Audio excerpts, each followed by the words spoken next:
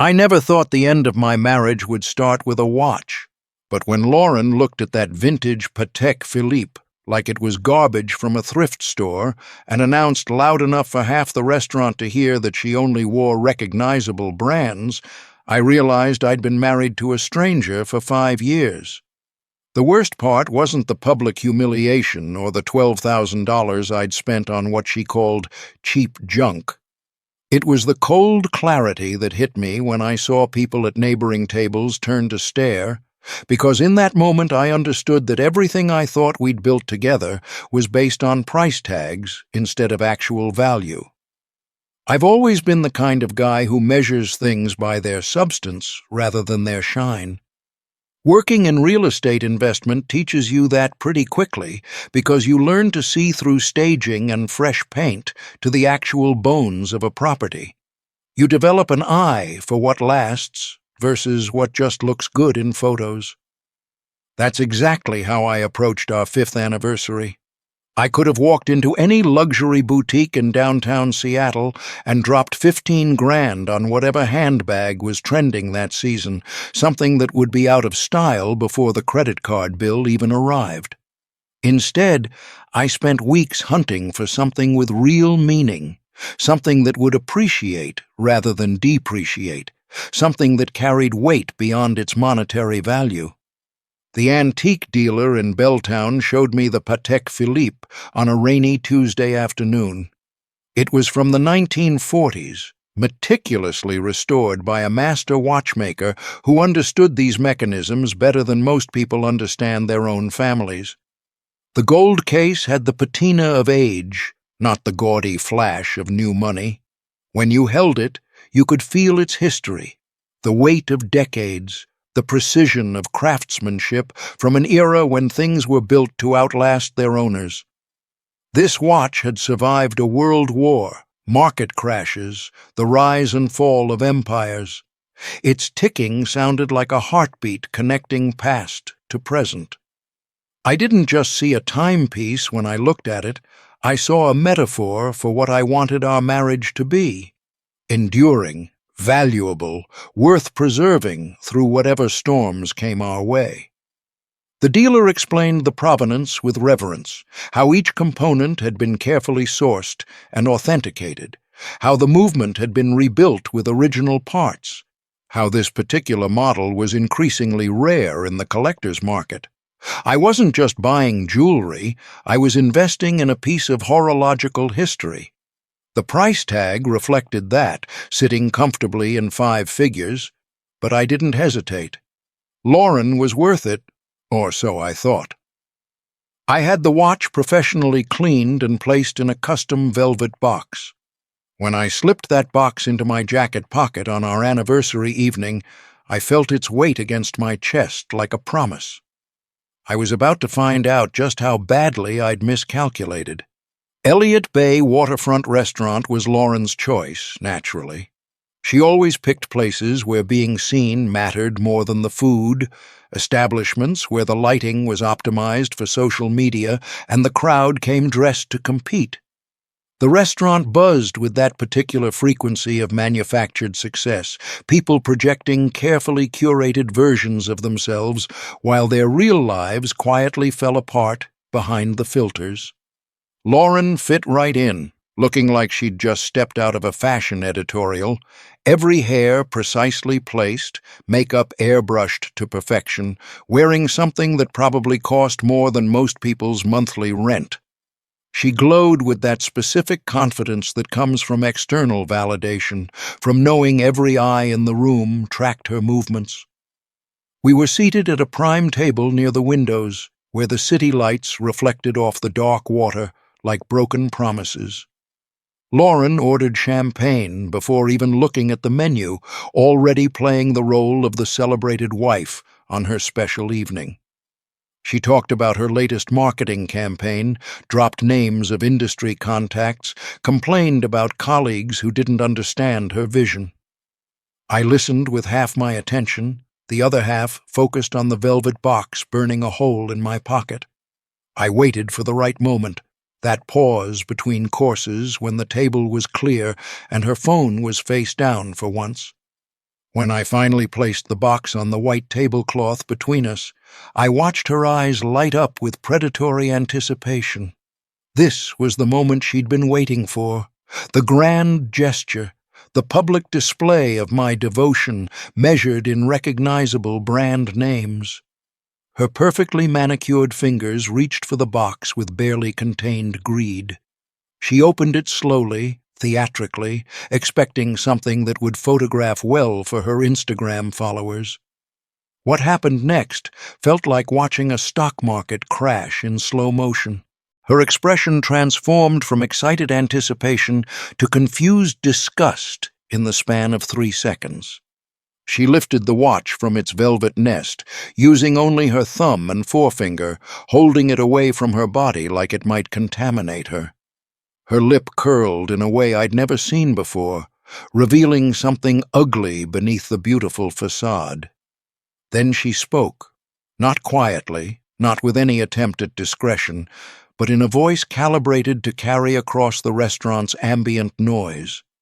She called my carefully chosen gift cheap junk, questioned why I thought she would wear something without a recognizable logo, reminded me loudly that her wrists were reserved for brands that people actually knew, implying that I'd failed some fundamental test of understanding who she was. The conversations at nearby tables stuttered and stopped. I could feel eyes turning toward us, could hear the subtle shift in the room's energy as our private moment became public spectacle. A woman 3 tables over actually had her phone out, probably already texting her friends about the drama unfolding in real time. The waiter approaching with our entrees literally turned around and retreated to the kitchen. Lauren didn't seem to notice or care about any of this. She was too busy explaining to me, as if I were a child who needed basic concepts simplified, that vintage didn't mean valuable, that old things were just old, that if I really loved her, I would have gone to Cartier or Rolex like a normal person. I didn't feel embarrassed. That surprised me. What I felt was something colder and more clarifying, like numbers suddenly adding up after years of fuzzy math. The asset I'd been investing in had just revealed itself as fundamentally worthless. The market had closed on this particular stock. I reached across the table, not with anger, but with the calm efficiency of a trader cutting losses, and took the watch back from her still extended fingers. I closed the velvet box with a soft click that somehow felt louder than her voice had been. Our eyes met across the table, and I saw her register something in my expression that made her pause mid-sentence about brand recognition. I didn't argue or defend or explain. What would be the point? You can't negotiate with someone who only understands price tags, who sees value as something determined by marketing departments rather than intrinsic worth. I stood up, placed $300 bills on the table to cover dinner and tip, and told her she could get herself home however she wanted. Then I walked out of that restaurant with my rejected gift safely in my pocket, leaving my wife sitting alone at our anniversary table with champagne she suddenly had to drink by herself. I heard her call my name once, confused and indignant, but I didn't turn around. The decision was already made.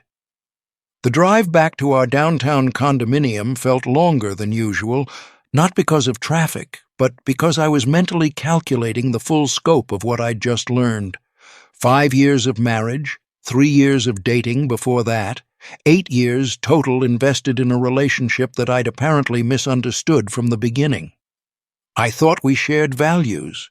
I thought beneath the designer clothes and luxury preferences, there was a person who understood that some things matter more than their surface appearance. I'd been wrong about the asset's fundamentals, and now I needed to figure out my exit strategy. Our penthouse was dark when I arrived, all glass and steel and expensive furnishings that suddenly felt like stage props rather than a home. I didn't turn on many lights. I sat in the leather chair by the window, the one that looked out over the city, and held that watch box in my hands. The irony wasn't lost on me that this timepiece, this supposedly cheap junk, represented more genuine value than most of the luxury items filling our closets and shelves.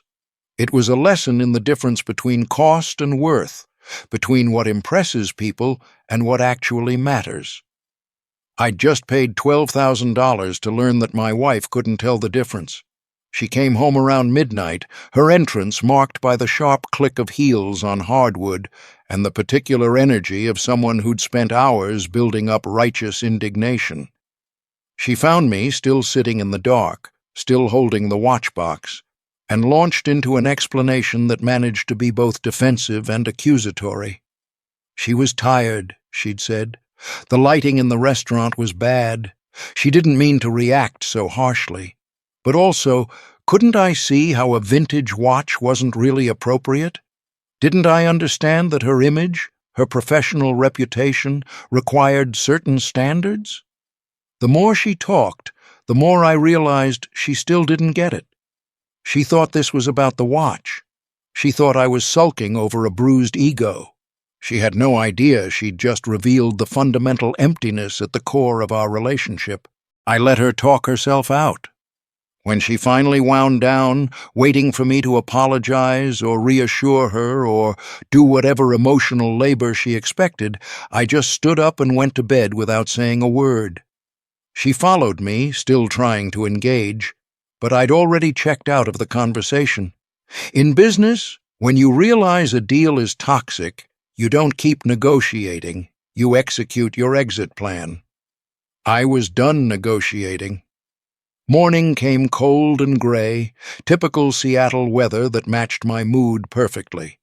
Lauren was still asleep when I got up, her face peaceful in a way that almost made me feel bad about what I was planning to do. Almost. I dressed quietly, grabbed the watchbox, and drove back to Belltown. The antique gallery didn't officially open until 10, but I knew the owner lived in the apartment above the shop. I knocked until he came down, probably annoyed until he saw my expression and realized this wasn't a casual visit. I placed the watch on his counter without ceremony. He looked at it, looked at me, and had the good grace not to ask questions beyond whether I wanted to consign it or sell it outright. I told him to sell it, that I didn't want to see it again.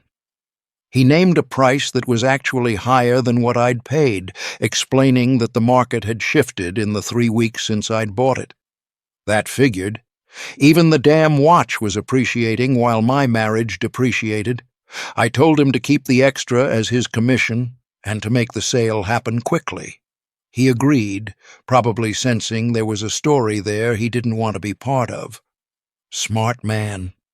Walking back to my car, I felt something shift in my chest. It wasn't relief exactly, more like the sensation of a burden I'd been carrying without realizing it suddenly being removed. The problem wasn't the watch. The problem was that I'd spent 5 years married to someone who only saw the world through a lens of brand recognition and social status, and I'd been too busy being a good husband to notice. I'd invested in an asset without doing proper due diligence, and now I was going to pay the price for that mistake. But at least I was finally seeing the situation clearly. Lauren discovered what she'd done around noon. I know this because that's when my phone started exploding with calls and texts.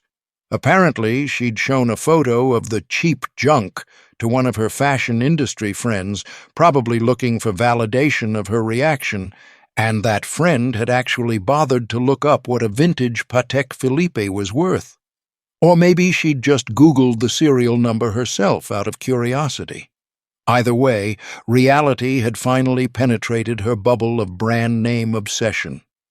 The watch she'd publicly dismissed was worth more than the luxury sedan she drove, more than 6 months of her salary, more than pretty much anything else I'd ever given her. Her first call came through while I was in a meeting with potential investors. I declined it. The second call came 5 minutes later. Declined. By the third call, my phone was on silent and her texts were piling up like a market panic. Each message revealed a little more desperation, a little less of the polished persona she usually maintained. She was sorry. She'd made a mistake. She was tired and stressed and hadn't been thinking clearly. She loved me. How could she have known? Why didn't I tell her what it was worth? Each message was a masterclass in deflection, finding every possible way to make this somehow not her fault while still technically apologizing. I didn't respond to any of them. What was there to say? That she should have trusted my judgment? That she should have considered the thought and effort behind the gift rather than its immediate recognizable value? That maybe, just maybe, her husband of 5 years deserved the benefit of the doubt before being publicly humiliated in a crowded restaurant? All of that was obvious to anyone with basic emotional intelligence. The fact that she needed it explained meant the explanation would be wasted, but Lauren wasn't someone who accepted being ignored. Around 3 in the afternoon, she showed up at my office. My assistant tried to stop her, bless her professional heart, but Lauren had always been good at bulldozing through resistance when she wanted something. She burst into my office like a hurricane in heels, all tearful drama and designer fragrance, ready to perform her contrition for an audience of 1. I looked up from my laptop, took in her calculated dishevelment, the artfully smudged mascara that somehow still looked good, and felt absolutely nothing. She launched into her speech, the one she'd clearly been rehearsing during the drive over. She was devastated. She'd made a terrible mistake. The stress of her job had been getting to her. She hadn't meant those things she said. Couldn't I understand that everyone has bad days? She'd learned her lesson. She wanted to make it right. Throughout this performance, I noticed she never actually took responsibility for the core issue. Everything was framed as a misunderstanding or a temporary lapse or a product of external circumstances. Never once did she acknowledge that maybe the problem was deeper than not recognizing an expensive brand, that maybe her values were fundamentally misaligned with mine, that maybe she'd revealed something about herself that couldn't be unrevealed. I let her finish. Then I told her, in the same tone I'd used to explain market conditions to a client, that she'd assessed our relationship at 0 value in front of a restaurant full of witnesses. I told her that her tears weren't about hurting me, they were about missing out on something expensive. I told her that real apologies didn't require price tags to prompt them, and then I told her I needed space to think about what this meant for our future. Her face went through several interesting transitions during this speech, from hopeful to confused to angry to scared. She tried several more angles, switching tactics like a desperate salesperson, but I'd already made my decision. I just hadn't told her yet. She left my office in a state somewhere between rage and panic, which should have been my warning that she was about to do something stupid. But I was focused on work, on the contracts and deals that still needed my attention despite my personal life imploding. I should have known better. Desperate people make desperate moves, and Lauren had just realized she might lose access to a lifestyle she'd grown very comfortable with. The notification from our bank came through around 6 in the evening. A large purchase at a downtown jewelry boutique charged to our joint account. I pulled up the details, already knowing what I'd find. She'd gone on a shopping spree, bought herself what looked like a tennis bracelet and matching earrings from the transaction amount. Her justification came through in a text message minutes later, a rambling explanation about how she wanted to fix things, how buying herself a proper gift would show me she understood quality, how this was her way of meeting me halfway. The logic was so twisted it almost impressed me. She'd stolen from our joint funds to buy herself jewelry as an apology for rejecting my gift. The audacity was breathtaking. That was when I made the call to my attorney. Not because of the money, though the unauthorized purchase was significant.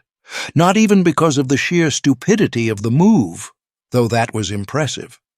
I made the call because she'd just demonstrated that she fundamentally didn't understand boundaries, consequences, or basic respect for joint assets. She'd committed what was essentially financial infidelity, viewing our shared resources as her personal emergency fund for ego management. In any business partnership, that would be immediate grounds for dissolution. Marriage was no different. My lawyer was used to my calls at odd hours. Real estate deals don't respect business hours, and neither do personal crises. I laid out the situation with clinical precision: the public humiliation, the attempted reconciliation, the unauthorized purchase, the pattern of behavior that suggested fundamental incompatibility. He listened without judgment, asked clarifying questions about our prenup and asset distribution, and told me he'd have preliminary divorce papers drafted by morning. We discussed strategy, timelines, the cleanest way to separate two lives that had been legally and financially intertwined for 5 years. It felt surprisingly similar to negotiating a business exit, which maybe should have told me something about the state of the relationship that I was ending it. But I wasn't done addressing the immediate problem. I called the bank next, explained that there had been unauthorized use of our joint account, and requested immediate freeze on all cards linked to it. The representative tried to explain that since it was a joint account, either party had legal right to use it. I patiently explained that I was also exercising my legal right to freeze the account, that I had concerns about financial misconduct, and that my attorney would be following up with formal documentation. The cards would be blocked within an hour. Lauren was about to discover that actions have consequences, a lesson she apparently missed somewhere along the way to adulthood. Then I made one more call, this one to the property management company for our building. I explained that I was initiating a domestic separation, that I needed to secure my residence, and that I wanted the digital access codes for my unit changed immediately. The manager expressed concern about the legality of locking out my wife, but I assured him that my attorney would provide all necessary documentation and that she would be given appropriate notice and access to her personal belongings under supervised conditions. This wasn't about being cruel, it was about establishing boundaries. You don't let someone who just robbed you maintain access to your home. The code change took less than 5 minutes to implement remotely. I sat in my office watching the notification confirm the update and felt the same cold satisfaction I got from closing a difficult deal. This was asset protection, pure and simple. My home, my space, my sanctuary from the world was no longer going to be accessible to someone who'd proven she couldn't be trusted with access to anything else. I knew the moment she discovered this would be dramatic. I was actually looking forward to it in a dark way, the same way you might look forward to lancing a particularly painful infection. I went home early, something I rarely did. I wanted to be there when she arrived, wanted to watch her face when the digital locks refused her code. I didn't have to wait long.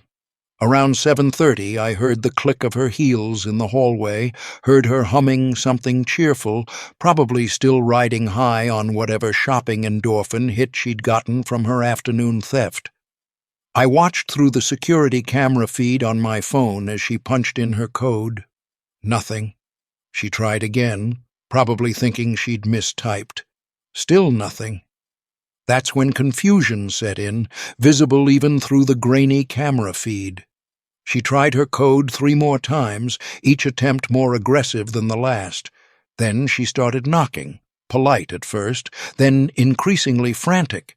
She called my name through the door, her voice shifting from confused to annoyed to actually worried. She was asking what was happening, whether the system was broken, whether I was home.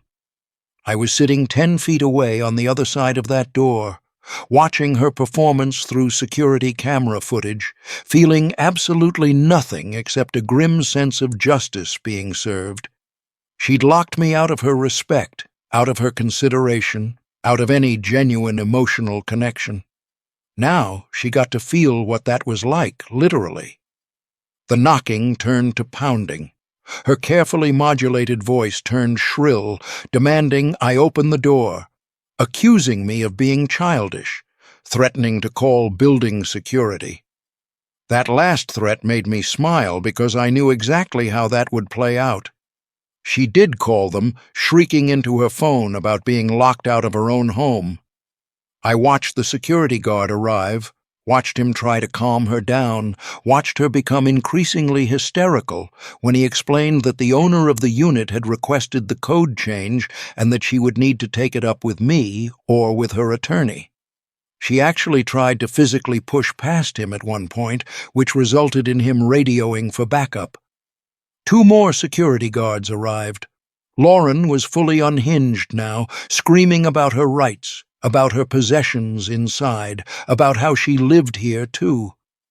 The careful facade of the sophisticated marketing executive had completely shattered, revealing the tantrum-throwing child underneath. When she tried to force her way past all 3 guards, they had no choice but to escort her from the building. I watched her being literally walked out between 2 uniformed men while she screamed threats and accusations, her designer outfit incongruous with the scene she was making. Several neighbors had emerged from their units to watch, phones out, probably already texting their building group chat about the drama unfolding in the hallway. The silence after she was gone felt profound. I poured myself 3 fingers of whiskey, my grandfather's preferred scotch, and stood at the window looking out at the city lights reflecting off Elliott Bay. This was far from over. I knew Lauren well enough to know she'd regroup, strategize, come back with a new approach. But for tonight, I had my space back. I had clarity. I had control over at least this small piece of my life. The whiskey burned going down, sharp and clean, washing away some of the bitter taste the whole situation had left. My phone buzzed with messages throughout the evening, some from Lauren, alternating between apologetic and threatening, some from mutual friends who'd apparently already heard some version of events and wanted to check in or take sides. I ignored all of them. This wasn't a democracy. This wasn't up for group discussion. This was my life, my decision, my consequences to live with. I'd spent too many years letting other people's opinions and expectations shape my choices. That ended tonight. Lauren's next move came faster than I expected. She was clearly in panic mode now, operating without the careful calculation she usually employed. Instead of regrouping and approaching this strategically, she went for the desperate Hail Mary. 2 days later, I got a call from the antique dealer in Belltown. Someone had come in asking about the Patek Philippe. A woman matching Lauren's description, offering significantly above the asking price for immediate purchase. He'd sold it to her, of course. Business was business. But he'd called to give me a heads up, probably out of some combination of professional courtesy and morbid curiosity about what kind of drama he'd gotten tangled up in. I thanked him and hung up, already knowing what was coming next. Lauren had somehow scrounged up the money, probably maxed out personal credit cards or borrowed from friends, and bought back the watch she'd rejected. In her mind, this would fix everything. Returning the object would symbolically return us to before the restaurant incident. She'd learned its value now, she could appreciate it properly now, and everything would go back to normal. The complete lack of understanding was almost impressive. She still thought this was about the watch. She appeared at my office 3 days after the lockout incident. My assistant tried to stop her again, but Lauren had lost all sense of professional boundaries. She burst into my office during a meeting with a contractor, wildly inappropriate and completely shameless about it. My contractor took one look at the scene developing and excused himself with impressive speed. Smart man. He'd probably seen enough domestic drama in his construction career to know when to get out of the way. Lauren placed the velvet box on my desk with trembling hands. She'd been crying, probably for real this time, her makeup smudged in ways that weren't artful or calculated. She looked exhausted, diminished, like reality had finally broken through her carefully constructed defenses. She told me she'd gotten the watch back, that she understood now, that she wanted to make things right. She said she'd do anything, change anything, be anything I needed her to be. The desperation in her voice was genuine, but it was the wrong kind of desperation. She was desperate not to lose her lifestyle, not to face the consequences of her actions, not to have to admit publicly that her marriage was failing. She wasn't desperate to actually fix the fundamental problems between us. I looked at that velvet box sitting on my desk, at my wife standing there falling apart, and felt nothing but tired. I told her she still didn't get it. The watch was never the point. The watch was just the catalyst that revealed what had been true all along, that we wanted fundamentally different things from life. She wanted status, recognition, the envy of others. I wanted substance, authenticity, something real beneath the surface. Those two worldviews weren't compatible. No amount of buying back symbolic objects was going to change that. She tried to argue, to explain, to negotiate.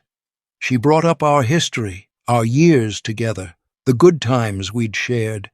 She promised to change, to see things differently, to value what I valued. But her promises were empty because they were transactional. She was offering to modify her behavior to achieve a desired outcome, not because she actually understood where she'd gone wrong. It was like watching someone try to solve an equation without understanding the underlying mathematics. They might get lucky and stumble on the right answer, but they'd never really comprehend what they were doing. I told her about the divorce papers. I told her about the financial forensics my attorney was doing on our joint accounts. I told her that her unauthorized purchase was being documented as evidence of financial misconduct. I watched her face go through stages of grief in fast forward. Denial to anger, to bargaining, to depression, all in the span of about 30 seconds. Then she skipped straight to rage. Suddenly, I was the villain in her story. I was the one throwing away our marriage over a misunderstanding. I was the one being inflexible and cruel. I was the one who'd changed the locks and humiliated her in front of the building. The complete lack of self-awareness would have been funny if it wasn't so pathetic. She ramped up into a full screaming match right there in my office. Every grievance from our entire relationship came pouring out in an unfiltered stream. I was too focused on work. I never made her feel special. I didn't understand what it meant to be a woman in a competitive industry. I didn't appreciate the pressure she was under. She'd sacrificed for me. She'd supported my career. She deserved better than this. None of it was about the actual issue at hand. It was all deflection, all finding ways to make this my fault, all avoiding the simple truth that she'd shown me exactly who she was, and I'd finally believed her. My assistant appeared at the door, looking genuinely concerned. Other people in the office had clearly heard the commotion. I made a decision in that moment about how this needed to end. I stood up, told Lauren in a voice loud enough to carry into the hallway that the divorce papers were filed, the evidence of her theft was with the prosecutor's office for review, and she needed to leave immediately or I would have building security remove her. The threat of another public removal seemed to break through her rage. She grabbed the watchbox off my desk, probably some last desperate symbol of hope, and left with whatever dignity she had remaining. I didn't follow her.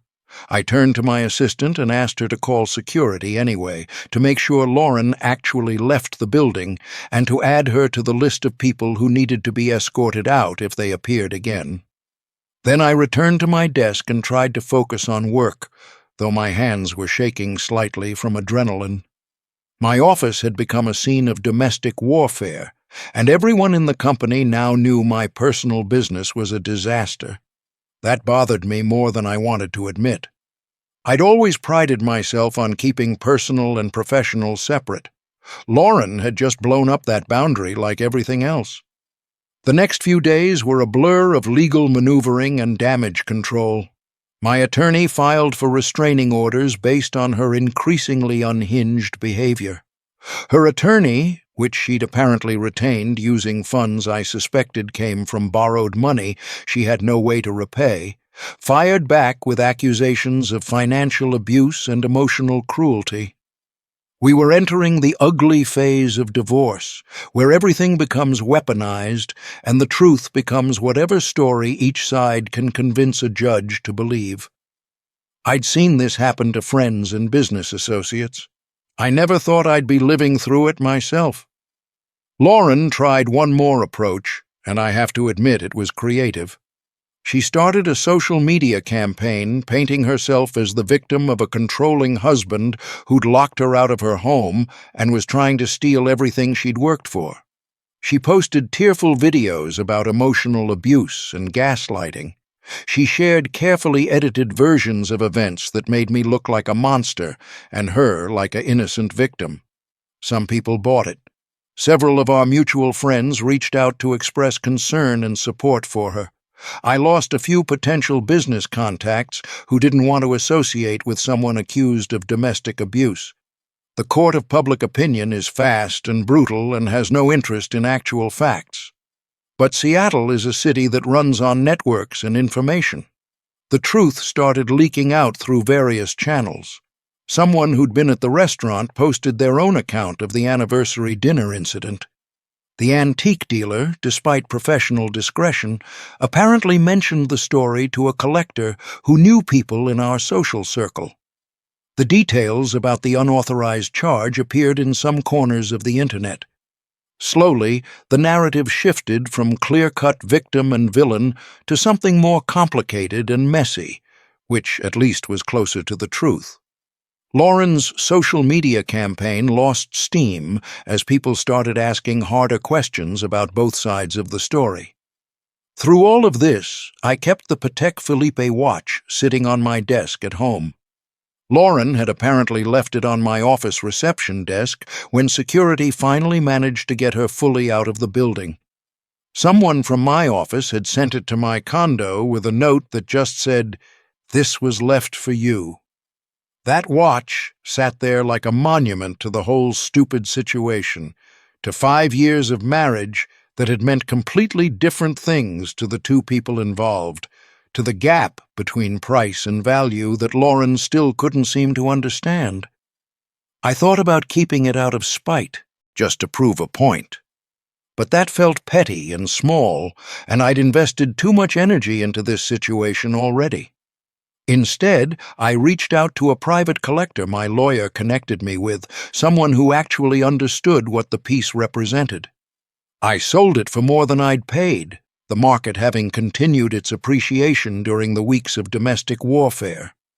I told the collector its story, about the anniversary dinner and the restaurant incident and everything that followed.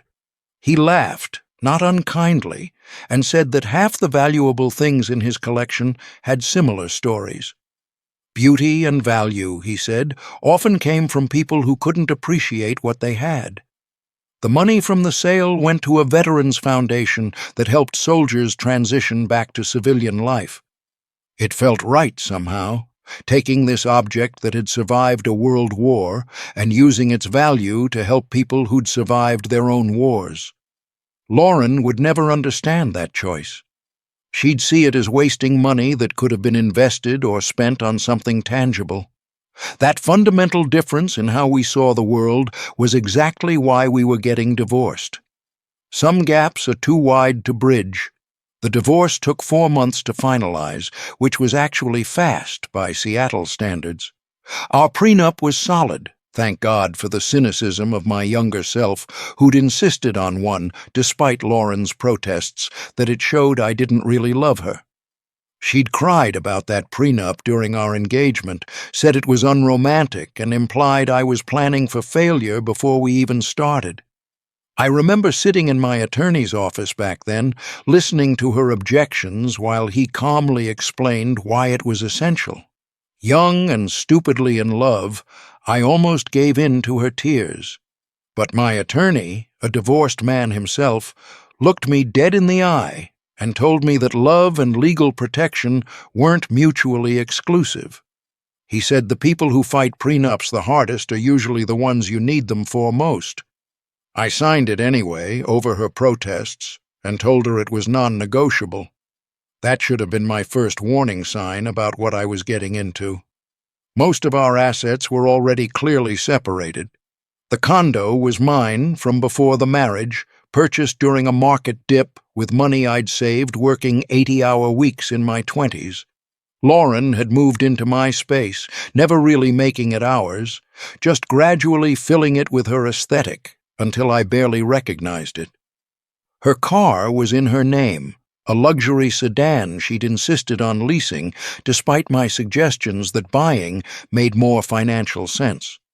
She wanted the latest model every 2 years, wanted the new car smell and the envy it generated in parking lots. I'd let her have that, thinking it was a small indulgence in the grand scheme of things. Now I was grateful for every financial decision I'd made that kept our money separate. We divided the joint account after deducting what she'd stolen, which her lawyer contested but couldn't effectively defend against bank records. The paper trail was damning and clear, timestamps and transaction details that showed exactly when she'd made those purchases and for what. Her lawyer tried to argue it was marital funds she had every right to access, but my lawyer countered that unauthorized charges, made after I'd clearly indicated we were separating, constituted theft, regardless of whose name was on the account. The judge agreed, ordering reimbursement plus damages. Lauren had to liquidate the jewelry she'd bought with that money to pay me back, selling the tennis bracelet and earrings at a loss because she'd paid retail in panic and could only get wholesale when desperate. That financial lesson cost her another few $1,000s she didn't have. She kept her jewelry and designer clothes, though I later heard she'd had to sell most of it to cover her legal fees and living expenses. The handbags that had seemed so essential, the shoes that cost more than most people's weekly groceries, the accessories that defined her worth in her own eyes, all of it went to consignment shops for a fraction of what she'd originally paid.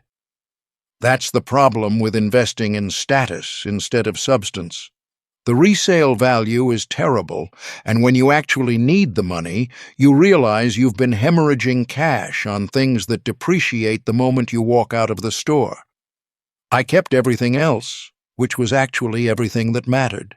The property, the real investments, the retirement accounts, the actual wealth versus the appearance of wealth.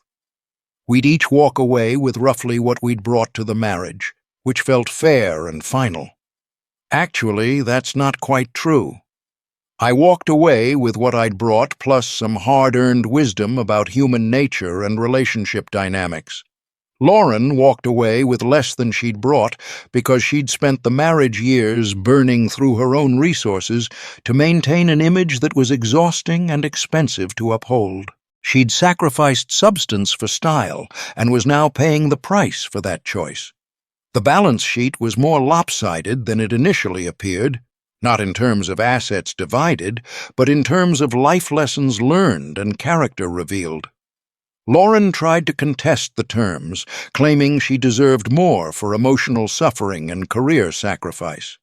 Her lawyer presented a case built on the foundation that she'd supported my career growth and deserved compensation for her contributions. My lawyer systematically dismantled that argument with tax returns, showing her income had actually increased during our marriage while she maintained independent career advancement. The judge was not sympathetic to her claims of hardship while she sat in court wearing designer clothes worth more than some people's monthly rent. The final ruling was clean and clinical. Division of assets, no alimony, mutual restraining orders for 6 months. We were done. I saw her one last time at the final hearing. She looked smaller somehow, diminished not just by weight loss, but by something internal that had collapsed. The polished marketing executive facade was gone, replaced by something harder and more brittle. Her hair, usually salon perfect, was pulled back in a simple ponytail. The designer outfit was still there, but it looked desperate now, like armor that no longer fit properly. She'd lost weight in a way that suggested stress rather than intention, her face gaunt and aged beyond the months that had passed. When she walked into the courtroom, I noticed her hands trembling slightly, a nervous energy that the old Lauren would have masked with chemical assistance from pills or wine or whatever she used to maintain the illusion of control. We didn't speak. Our lawyers handled everything, trading papers and arguments while we sat at separate tables like strangers forced to share space in a waiting room. I'd spent 5 years married to this woman, shared a bed and meals and a life, and now we couldn't even make eye contact without our attorneys positioning themselves between us like referees. The formality of it all felt appropriate somehow, reducing what had been intimate and personal to transactional and legal. When the judge declared the marriage dissolved, I felt a wave of relief so profound it almost knocked me over. 5 years ended with a gavel tap and some paperwork. The judge probably didn't even remember our case by dinner time, just another failed marriage in a long line of them. But for me, it was liberation from a prison I'd built myself. I walked out of that courthouse into a Seattle afternoon that felt brighter despite the typical gray clouds. The air tasted different, cleaner somehow, like breathing freely after years of restriction. I stood on the courthouse steps for a minute, just breathing and existing in this new reality where I was legally single again, financially disentangled, free to rebuild without the weight of someone else's expectations crushing me. A few reporters hung around the steps, probably covering some bigger case, but one of them looked at me with that particular recognition that suggested maybe our divorce had made some gossip column somewhere. I ignored them and walked to my car, thinking about how I needed to call my parents and let them know it was official. They'd never liked Lauren, always been too polite to say it directly, but I'd seen it in their careful questions and diplomatic silences. They'd be relieved. That thought made me both sad and grateful in ways I didn't want to examine too closely. My life after Lauren was quieter but clearer. I dated casually at first, nothing serious, keeping my options open while I figured out who I was outside of that relationship. The first few dates were awkward as hell, honestly. I'd forgotten how to be single, how to talk to women without the safety net of an established relationship. I went through the motions of apps and setups from well-meaning friends, suffered through dinners with women who were perfectly nice, but felt wrong in ways I couldn't articulate. One talked about her ex-husband for 2 hours straight. Another spent the entire meal taking photos of her food for Instagram. A third told me on our first date that she was really looking for someone to provide stability while she pursued her passion project of becoming an influencer. After that one, I took a break from dating entirely and focused on remembering who I'd been before I'd tried to shape myself into what Lauren wanted. Work became satisfying again instead of an escape from an uncomfortable home life. I found myself actually enjoying client meetings and negotiations, engaging with deals in ways I'd stopped doing when my marriage was falling apart. My business partner, a guy who'd been through his own divorce years earlier, noticed the change and pulled me aside one day to tell me I seemed lighter. He said divorce was like removing a tumor you didn't know was growing. The relief didn't come all at once, but gradually you realized you could breathe deeper and move easier and think more clearly. He was right. I hadn't realized how much emotional energy I'd been burning trying to maintain something that was fundamentally broken until I stopped having to do it. I redecorated the condo systematically, getting rid of the designer pieces Lauren had insisted on and replacing them with things that actually meant something to me. Every change felt like reclaiming territory. The minimalist white furniture she'd chosen because it photographed well got replaced with comfortable leather pieces that actually invited you to sit and relax. The abstract art she'd bought from galleries based on the artist's name, recognition came down, replaced by local artists I'd discovered at Pike Place Market and neighborhood shows. I bought paintings that told stories, photographs that captured real moments, sculptures that had texture and weight instead of just looking expensive on a wall. I filled bookshelves with books I wanted to read instead of books that looked intellectual on display. I hung photographs from trips I'd taken before Lauren, memories she'd dismissed as irrelevant to our curated life together. The kitchen, which had been essentially decorative under Lauren's rule because she'd never cooked, became functional. I learned to actually use the expensive appliances she'd insisted we buy for show. Started making real breakfasts on weekends instead of grabbing coffee on the run.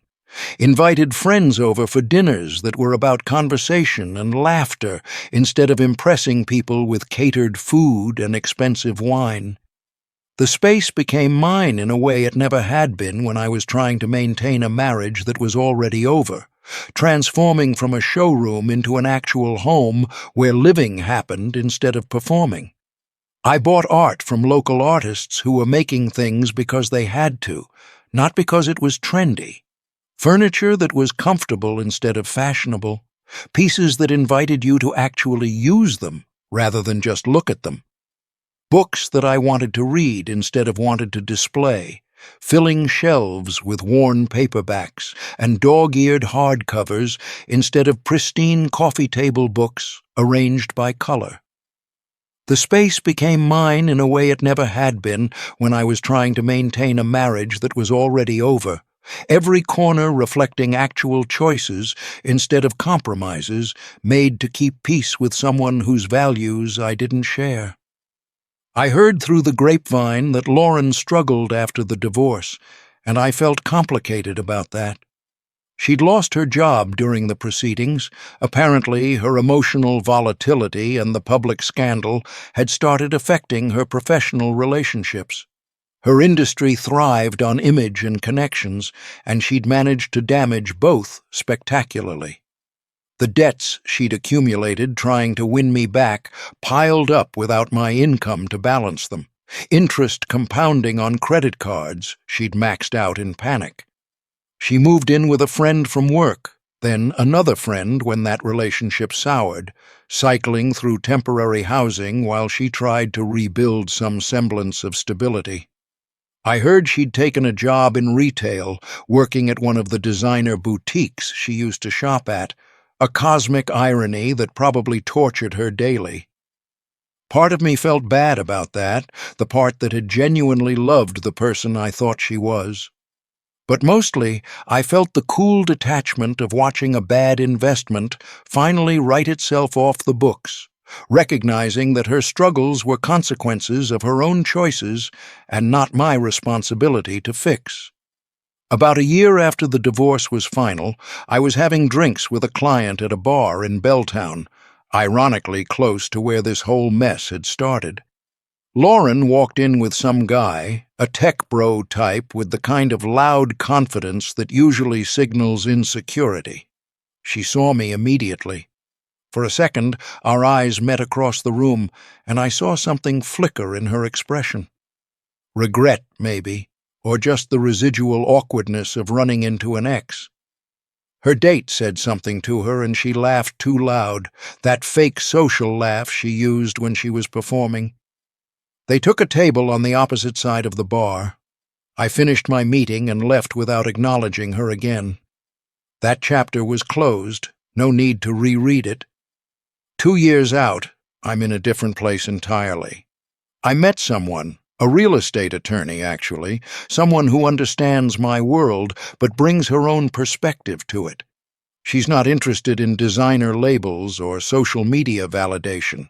Our first date was a hike up Rattlesnake Ledge, followed by burgers at a dive bar. She wore hiking boots that had clearly seen actual trails and laughed at her own jokes. When I eventually told her the story of the Patek Philippe, she was quiet for a minute, then said it sounded like I'd dodged a bullet and learned an expensive lesson about vetting my investments. I knew right then I was going to marry this one. Life has a way of teaching you what you need to learn, whether you want the lesson or not. I learned that external beauty and polish can hide fundamental emptiness. I learned that shared values matter more than shared addresses. I learned that you can't negotiate with someone who only speaks the language of transactions and status.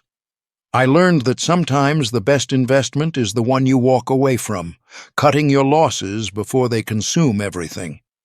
These lessons cost me 5 years of my life and an expensive watch, but they gave me clarity I wouldn't trade for anything. The story could have ended differently.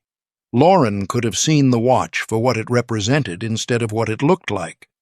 She could have chosen to value the thought and history behind it instead of demanding recognizable brand names. She could have trusted my judgment after 5 years of marriage, but she didn't. And that single moment of truth revealed everything I needed to know about the foundation our relationship was built on. Some gifts get rejected. Some relationships end. Some mistakes get corrected. That's not failure, that's just life, providing the data you need to make better decisions going forward. I still think about that watch sometimes, wondering who owns it now, whether they appreciate its history and craftsmanship. I hope whoever has it understands what they're holding, understands that value isn't determined by advertising campaigns and celebrity endorsements. I hope they wind it carefully and treat it with respect, but mostly I don't think about it at all anymore. It served its purpose. It was a catalyst, a test, a revelation.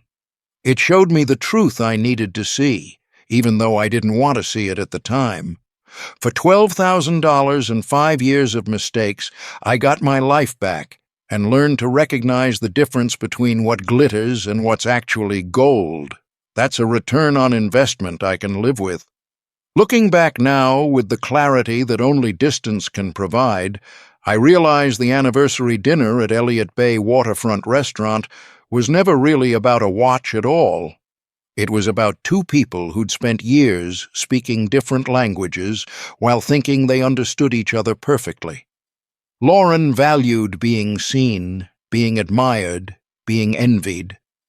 I valued substance, authenticity, things that lasted beyond their moment of recognition. Those worldviews can coexist in the same city, the same social circle, even the same professional network. But they can't coexist in the same marriage. Not really. Not without one person fundamentally changing who they are. Neither of us was willing or able to make that change. The watch just forced us to admit it. The aftermath taught me even more than the incident itself. I learned how quickly public opinion forms and reforms based on incomplete information. I learned that social media lets people create whatever narrative they want, regardless of facts. I learned that some friendships are built on convenience rather than actual connection, and those fall away fast when things get messy. But I also learned who had my back when it mattered, which lawyers were worth their fees, which relationships could survive stress testing. I learned that starting over at 34 felt terrifying and liberating in equal measure. I learned that my self-worth wasn't tied to my relationship status, or my wife's validation, or anyone's approval except my own. The legal battles, the social fallout, the financial complications, all of that was just noise around the central truth that the marriage needed to end. Every aggressive email from her lawyer, every social media post claiming victimhood, every mutual friend who demanded I explain myself, all of it was just the sound of something breaking that should have broken years earlier. Sometimes things need to shatter completely before you can build something better from the pieces.